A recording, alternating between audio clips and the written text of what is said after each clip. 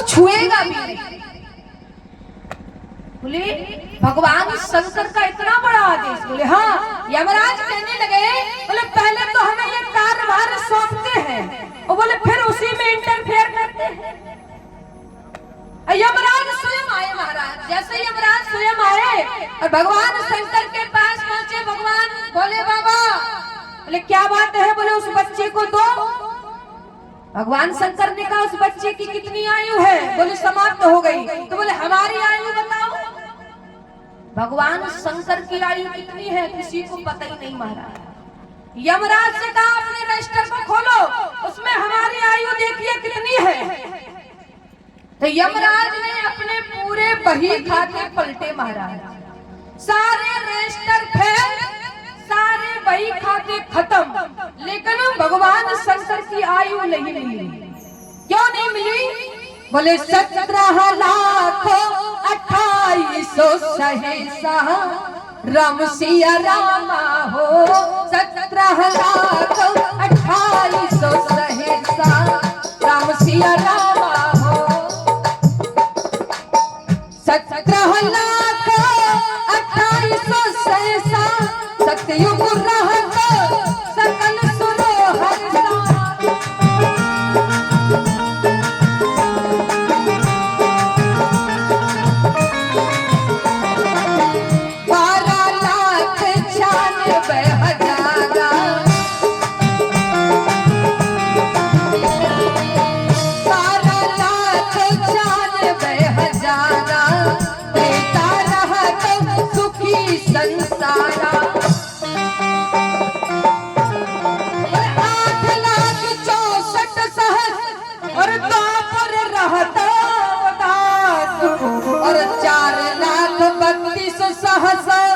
और रहत सदा कलिजा। गोस्वामी जी लिखते हैं, बोले 17,28,000 वर्ष का क्या है? बोले सतयुग। फिर उसके बाद बोले 12,96,000 वर्ष का क्या है? बोले त्रेता।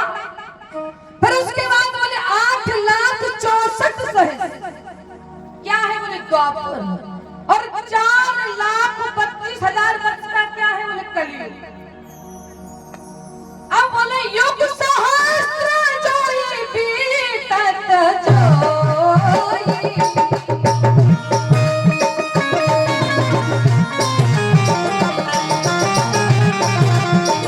युग सहस्त्र जोई बीतत जोई, तब संग करे कोई, तब ब्रह्मा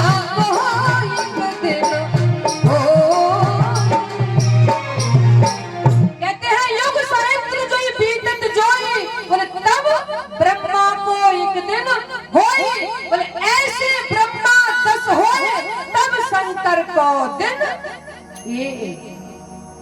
और ऐसे ब्रह्मा कई वर्ष निकल जाए, 10 हो जाए, तब भगवान शंकर की एक रात होती है महाराज। तो बोले भगवान शंकर ने कहा हमारी आयु नहीं मिल रही है। तो बोले ये कौन है? बोले इस बच्चे को अजर अमर कर दो। बोले ये बच्चा कौन बोला? बोलिए मार्कंडेय भगवान की एक अजर अमर कर दिया भगवान। वो मार्कंडेय ऋषि बन गए। तो वृंदावन में हुक्म चले हो बरसाने वाले का। क्या है, ज्यादा गुड़ कथा हो जाए तो माताओं को भाई नींद आने लगती है कि नहीं? तो वृंदावन में हुक्म चले बरसाने वाले का। हो मेरा श्याम दीवाना है, मेरा श्याम दीवाना है, उस राधे रानी का। दीवाना है, मेरा रानी का। मेरा श्याम दीवाना है, उस राधे रानी का।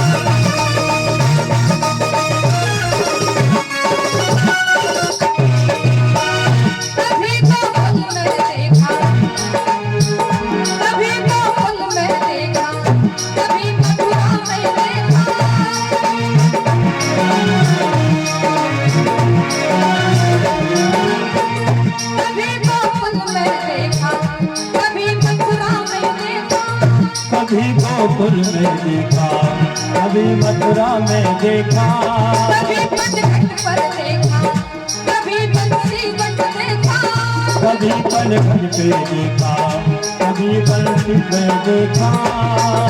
नाम बदल कर रख डाला कृष्ण दुलारे का, नाम बदल कर रख डाला कृष्ण दुलारे का, नाम बदल कर रख डाला कृष्ण दुलारे का, नाम बदल कर रख डाला कृष्ण दुलारे का। मेरा श्याम दीवाना है, मेरी राधा रानी का। मेरा श्याम दीवाना है राधे रानी का। दीवाना है मेरी राधा रानी का, मेरा श्याम दीवाना है राधे रानी का। बोलिए राघवेंद्र सरकार की जय हो। श्री राम। क्या है, अगर ज्यादा गुण कथा हो जाए महाराज तो क्या हुआ, बोले श्रोता भी तीन प्रकार के होते हैं। एक होता है श्रोता, एक होता है सरोता,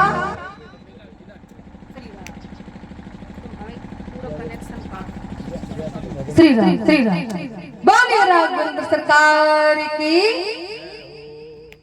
बोले तीन प्रकार के श्रोता होते हैं, एक होता है श्रोता और एक होता है सरोता और एक होता है सोता।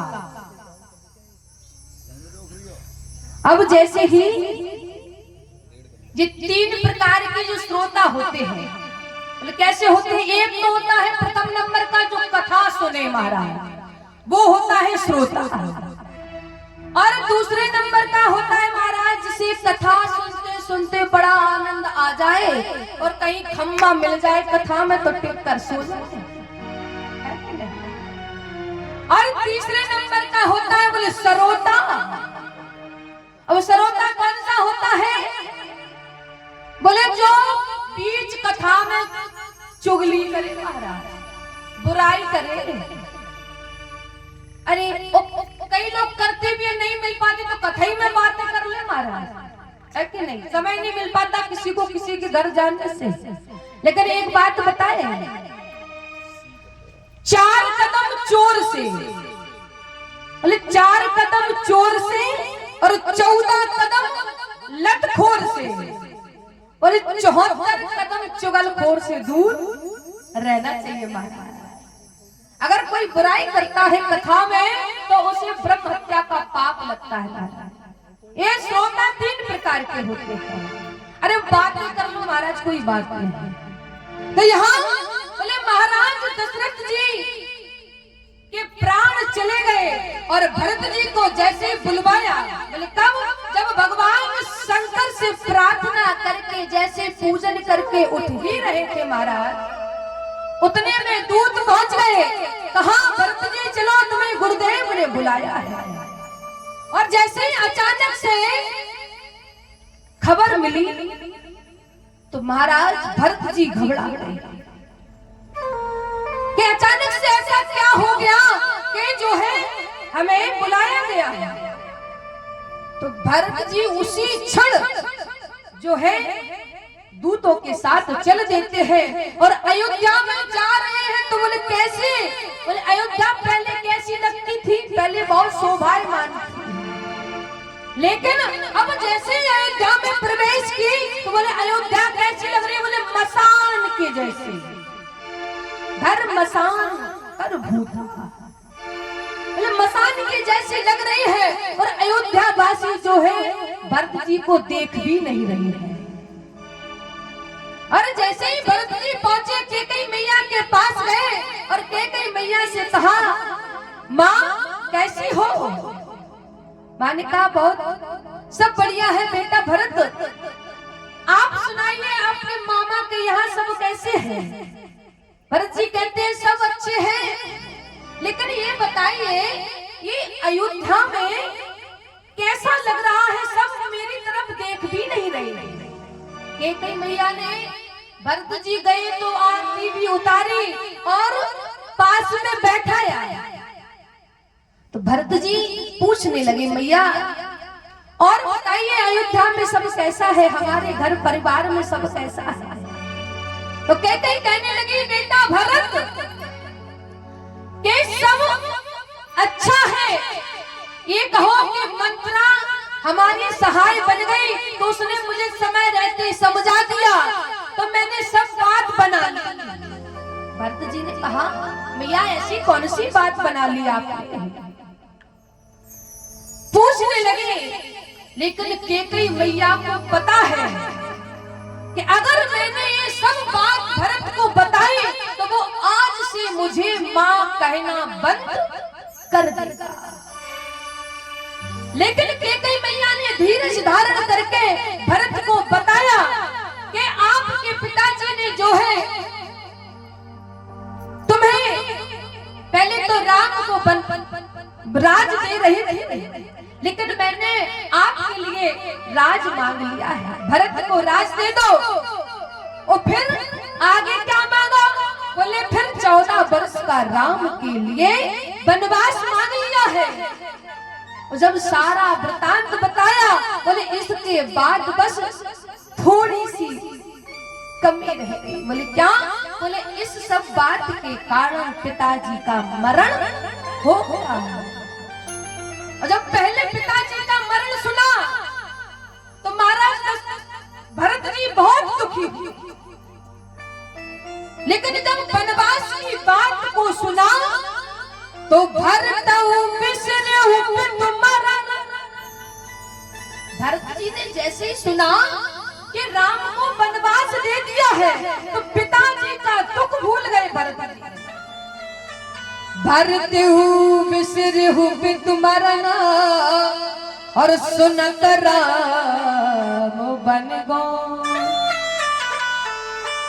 हे तू अपन जान जिए बोल थकत रहे धर्म। महाराज जैसे ही सुना राम जी वन को चले गए तो पिताजी का दुख भूल गए और निशब्द हो गए।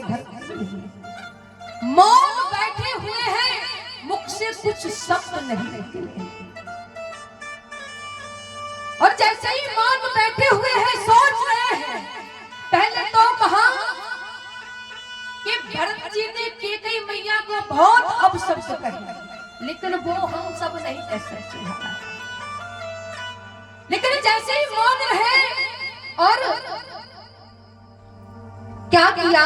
बोले कैकेयी मैया को छोड़ करके भरत जी सीधे कौशल्या मैया के भवन में पहुंचे।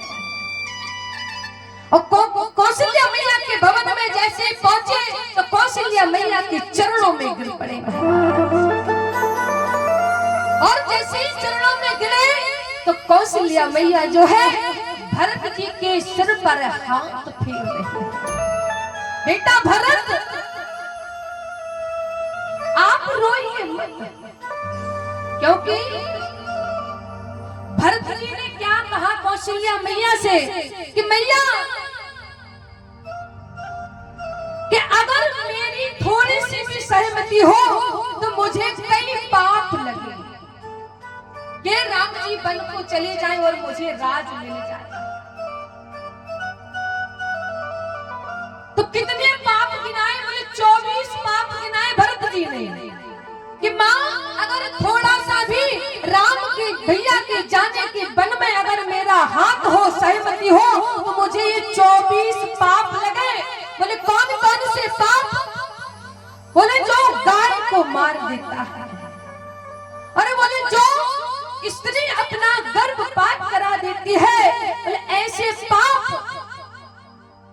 जो सबसे गहरे होते हैं, बोले ऐसे हमें 24 पाप लग जाए।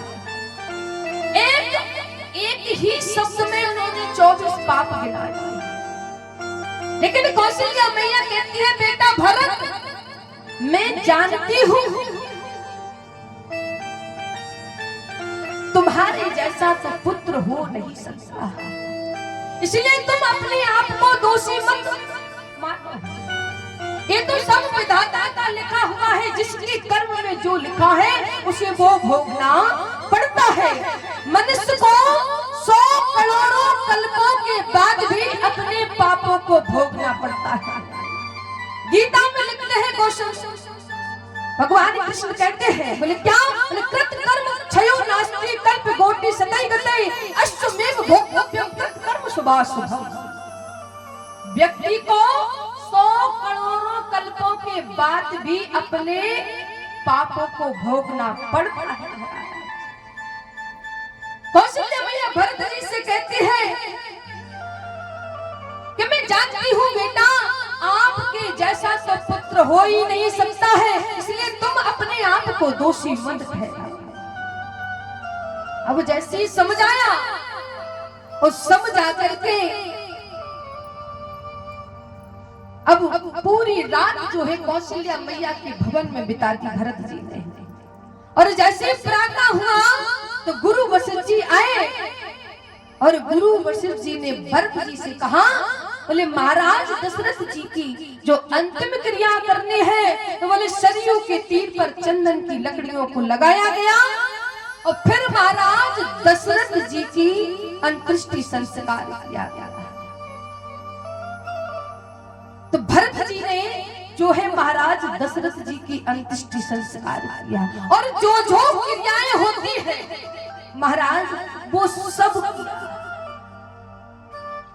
बोले क्या क्या किया, बोले उसे अगर लाखों मुख के द्वारा भी गाया जाए तो भी कोई गा नहीं सकता है।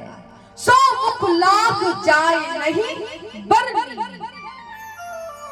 इतने सारे क्रिया भरत जी देखिए, जो अंधा अंधी का श्राप था महाराज, तो वैसे बड़ा पुत्र जो है अपने पिता को अग्नि दान देने का अधिकारी होता है, लेकिन यहाँ गोस्वामी जी ने लिखा था कि पित की अंतर किया करवे को बड़ो पूत अधिकारी,